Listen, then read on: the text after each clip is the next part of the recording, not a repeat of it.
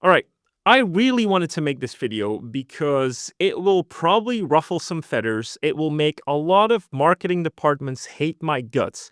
And it will make a lot of big creators wonder why they never thought of that in the first place. And I hope by the end of this video, you get a more clear insight about how you can position yourself as an artist in today's market. Although markets have historically always been fairly similar, now it has been elevated to like the nth degree. So we're going to get right into it. Now, I do want to mention that I'm going to have to explain some core business concepts to help you really grasp the point I'm trying to make. So I hope you stay with me. It will give you some insight about business that is really interesting. I love it. I love business. I can't get enough of it. And it will help you better understand the message I'm trying to convey, and it will inform you better on how you can position yourself as an artist as well.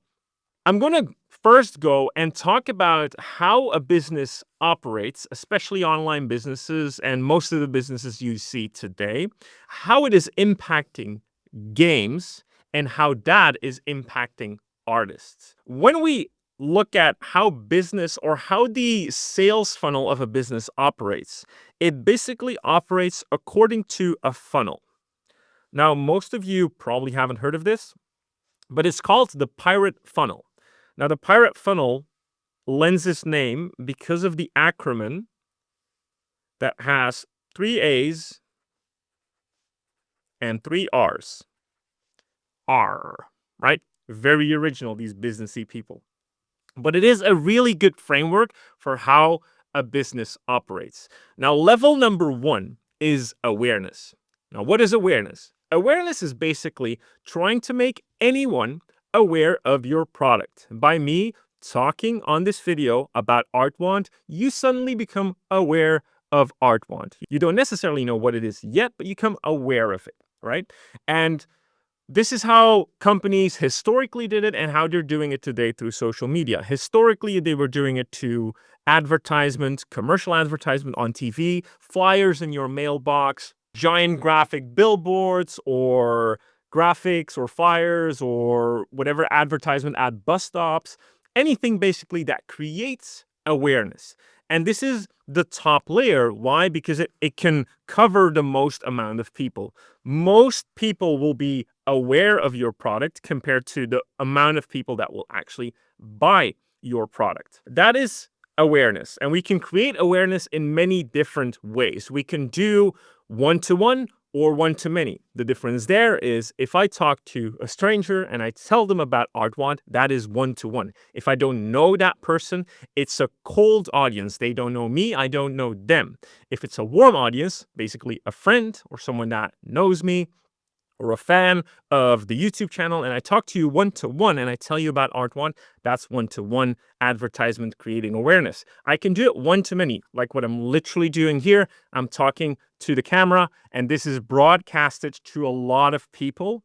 And when I started doing that on YouTube, nobody knew who I was. And so it was kind of to a cold audience.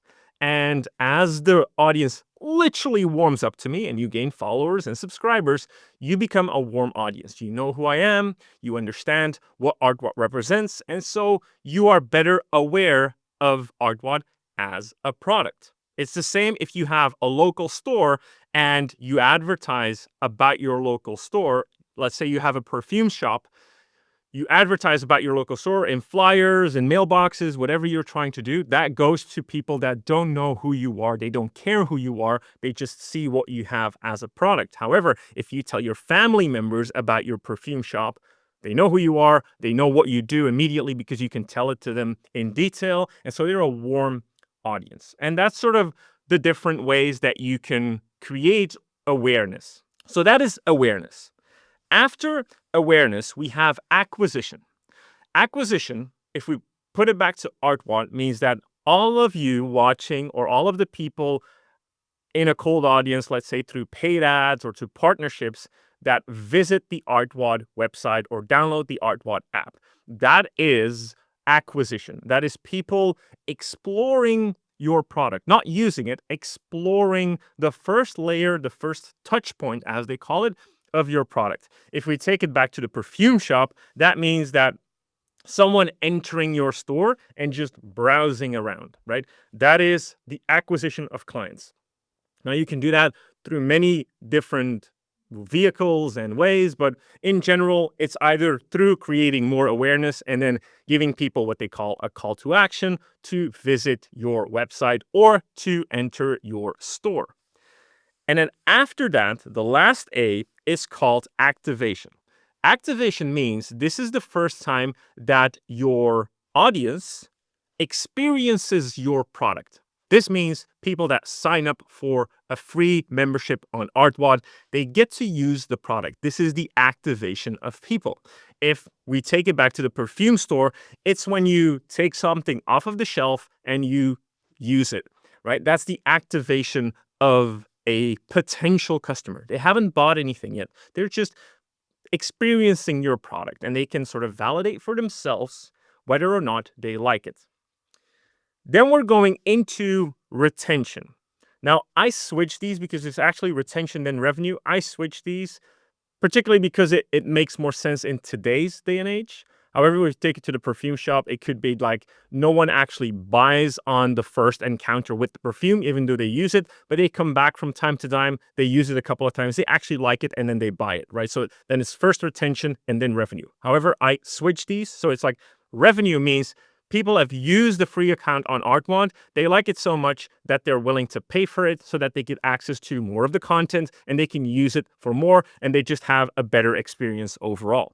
And so that's the revenue part. People finally take a step to pay to use your product. And then we have retention. Like I said, in the perfume store, people keep coming back. They like it. They bought the perfume. They really like the perfume. They're out of perfume and then they come to buy it back. And there's two kinds of retention in terms of revenue and purchases, which means you have recurring retention, which is what we have at Artwod. It's a subscription, is what you have with Netflix. It's recurring revenue. You pay it monthly, you pay it yearly, whatever. You also have reoccurring, and that means to the perfume store is that someone uses the perfume and then it takes a random amount of time for that perfume to be consumed because it depends on how often that customer uses it. And then at some point, they will buy it back. It's the same with an iPhone, that you purchase an iPhone once, and then maybe in 2 years or in 3 years or in 4 years, you buy another one. So Apple knows that you have a reoccurring revenue. And they know this in pretty much a lot of detail because they have a lot of data on it. So they know exactly what your value is as a customer based on the average amount of reoccurring purchases that you make for an iPhone, right? So they can really estimate the value of a customer. And then lastly, we have referral. Now, referral is actually very important for businesses because this means that you like the product so much. You like the perfume so much. You like Artwod so much. You like Netflix so much that you're willing to tell your friends about it. And the cool thing about this is then it creates warm awareness again. And that warm awareness, the cool thing about warm awareness is that it massively speeds up the way your referral goes through this funnel. The reason that is, and this is important, is because there's a lot of trust involved. Why? Because it's someone you know that refers you to that product. If you take it to a plumber, let's say you are in need of a plumber in your home and you have to look for a plumber yourself. It means that you have to reach out, you have to look for a plumber. You don't know if you can trust that plumber. You can only trust it based on reviews from strangers if they already have that. However, if you're calling with your uncle and you're like, it comes up that you need a plumber, he's like, say no more, use my plumber, here's his number, he's fantastic, he'll do it in no time. Suddenly, you have awareness of the plumber, you call him, that's the activation, he comes to your home and he immediately just fixes your problem. You pay him without thinking about it, and then you maybe refer him to someone else at some point. But it's from a trusted source, which means that it is easier for you to spend your money on that plumber. And this is important because that is worth a lot of money for businesses. That's the funnel of a company. Now, when we look at modern day gaming and entertainment, when we look at the product itself, whether it's the digital or physical product of a game or a film, the main bulk or experience of the product is sort of here, right? And we'll take some of referral into it as well, because there's something they call product-led referral, where you can refer people or friends or strangers in the product itself. So this is where a lot of the product focus happens. Now, here's the benefit that old games had over new games. So when we look at old games, they had a massive advantage because the way that the product was developed, and because they had, and we're talking AAA here, because they had a large cash advantage, they had money to spend, they had quite a bit of advantage when it came to tech,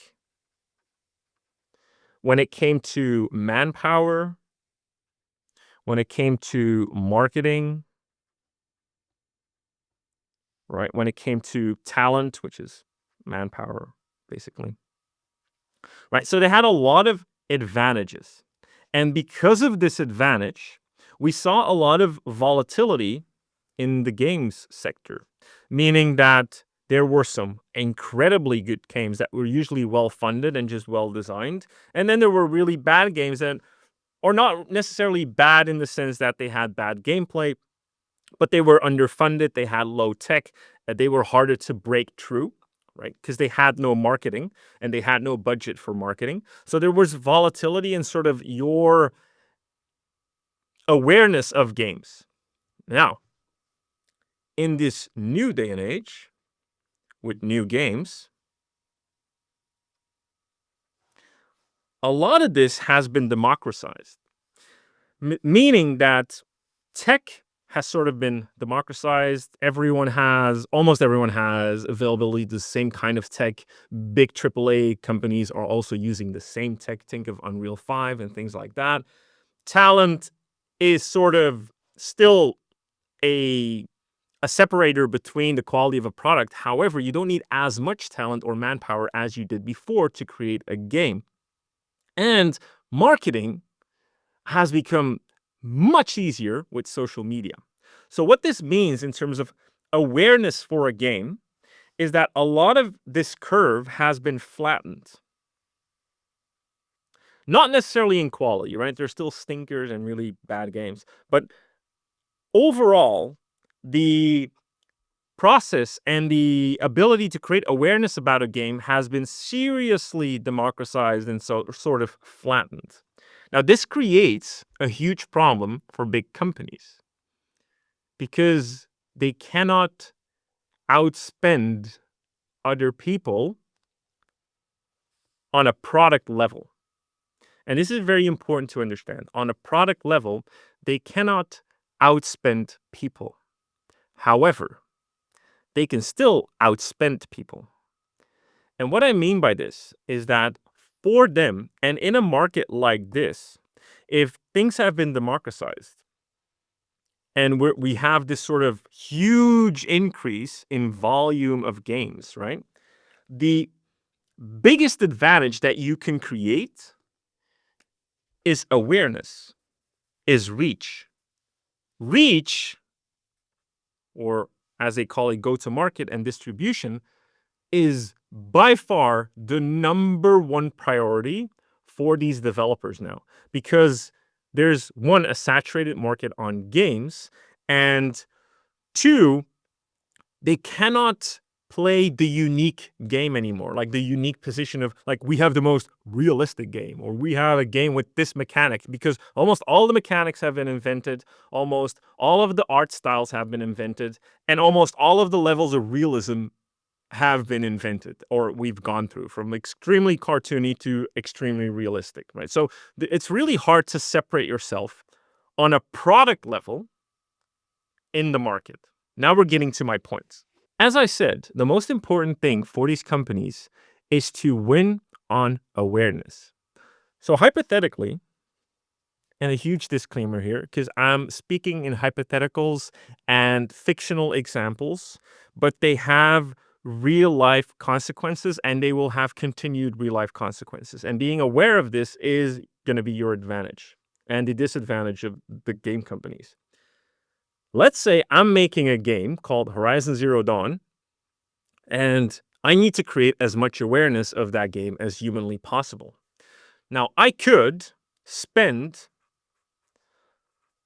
a lot of marketing dollars, and to be exact, I could spend between 10 to 50 cents per view in paid ads. Now, what is paid ads? Well, paid ads is one too many, as I said, but it's a cold audience. As in, of course, Ubisoft has a reputation, but not everyone knows Ubisoft. And especially when you do cold outreach, not everyone's going to know you and not everyone's going to care. So the success of your product is going to be completely dependent on whether or not your advertising was appealing and if they actually care about the game, if they're actually gamers at all, because a lot of times you don't know where your marketing dollars are going, although you can direct it, but not always.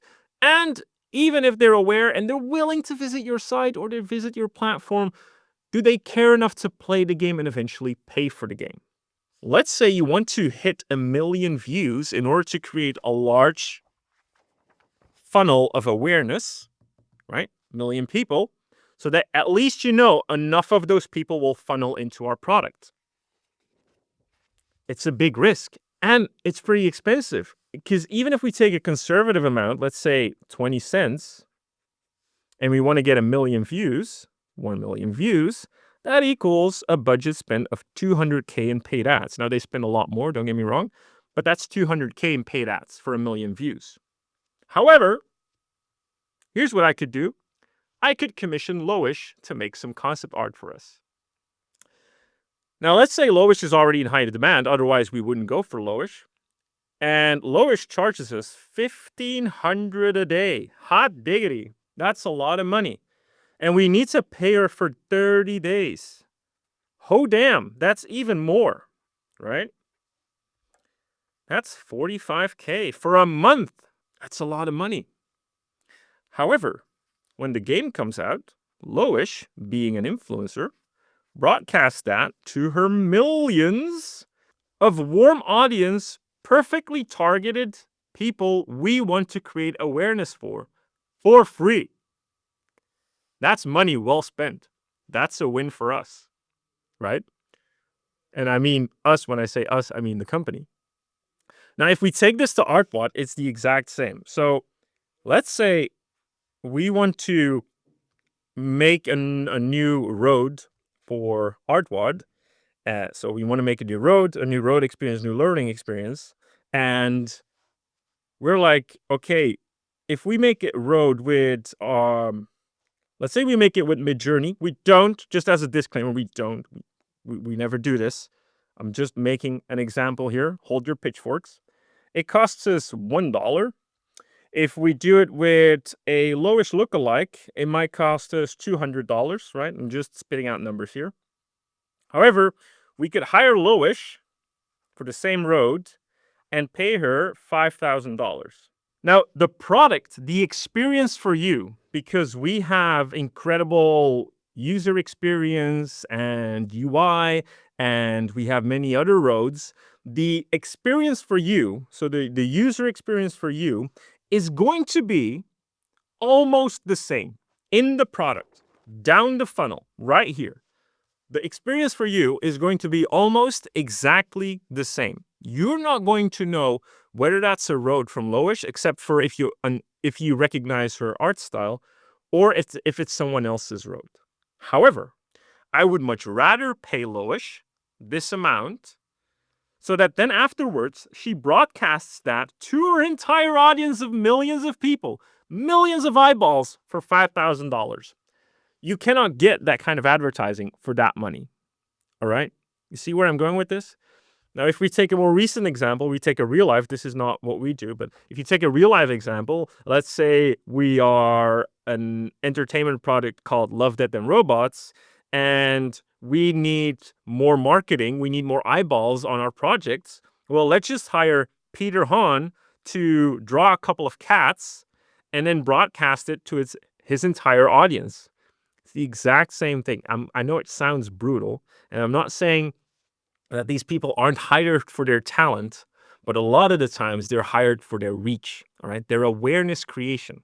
And this is where a lot of artists actually have no sense of marketing and business and understanding what they're worth. Because if I were a creator, like a Lowish or any of the big creators, and I were to be commissioned by a company, I would charge for reach. And if you don't want to pay me for reach, I will not share anything. You can still commission me and I'll do the work, but don't expect me to also broadcast it, or you're going to reach into your marketing pockets and pay me for reach. And that's sort of the point I'm trying to make here, is that a lot of the times, because you have no awareness of literally how the game is played, this is why artists a lot of the times get screwed over. However, this is my point of the entire video. This is something AI will never be able to do. Why won't AI be able to do this? Is because of my first point is trust. AI will never be able to build the trust that humans have. Trust is something intrinsically human. You're never going to trust a robot. You might trust it with calculations, but when it comes to decisions, when it comes to purchase decisions, you're not going to trust or entrust AI with those decisions. And you're never going to build a warm audience with AI. You can only build that with a human connection. That's the reason a lot of brands put forward their founder, right? Just like me. That's why Elon Musk has more followers than Tesla. That's why Jeff Bezos has more followers and gets more attention than Bezos, even negative ones, right?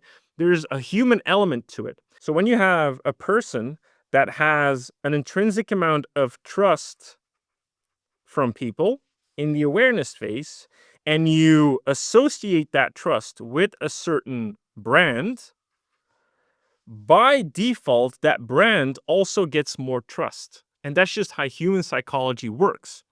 And one of the sad realities, and this is just the nature of things, is because games can no longer compete or make a huge difference on a product level, whoever is in this level of development, although they can still make a contributing difference, it's never going to be as huge of an uplift as in the awareness level.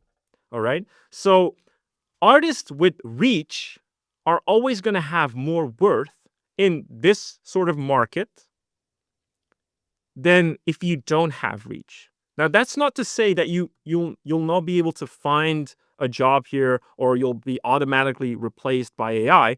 I'm just saying that to some degree, a lot of these companies don't care about this. They care about this, right? Because this comes with added value.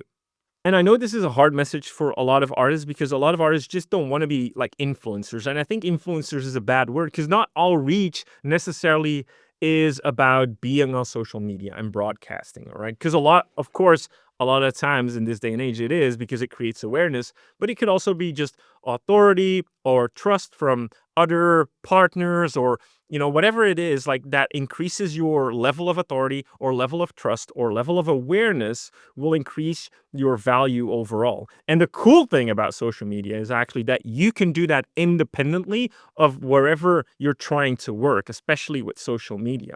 Now, of course, if you want to work in games, you still have to know how these games operate, how to be effective and productive within a game pipeline or an entertainment pipeline, a movie pipeline, animation pipeline. This all still requires skill. And by the way, as a caveat, it's not that someone like Loish or Peter Hahn are skillless. They are actually huge or very high in skill, they have earned their following. Don't get me wrong. It's not like they were just lucky with their reach, right? They have earned their following, but they also have invested in it. And I think that's very important for you to understand that that comes, unfortunately, in this day and age, with added benefits, and not the benefits that you thought before of like, oh, because they have a lot of following, they get noticed by companies to then work on the product level. Yeah, that is true, but a lot of the times this is just like a vanity check at this point. It's just like a check mark, because the true value lies in the awareness creation that they build. Because you cannot buy that with advertisement. I mean, you can, but it's a lot more expensive. However, maybe because of this video, it's going to be a lot more expensive for companies now as well. That's why probably a lot of marketing departments now are going to hate me and are going to hate this video. But I mean, that's just the nature of things. And if you're aware of that, and if you're in a position, I would definitely, if you're in a position like Loish or whoever is famous on Instagram or YouTube as an artist, I would charge for reach. The next time you're trying to commission me, I would put most of the commission money on the potential reach, not on the physical work that I'm doing, because the actual value is in creating awareness of your product. All right. I just want to get that out there because I like educating you guys on business as well. The more you know, the better positioned you are and the less naive you become. So, with that said, as always, happy creating, happy drawing, and I'll see you in the next one.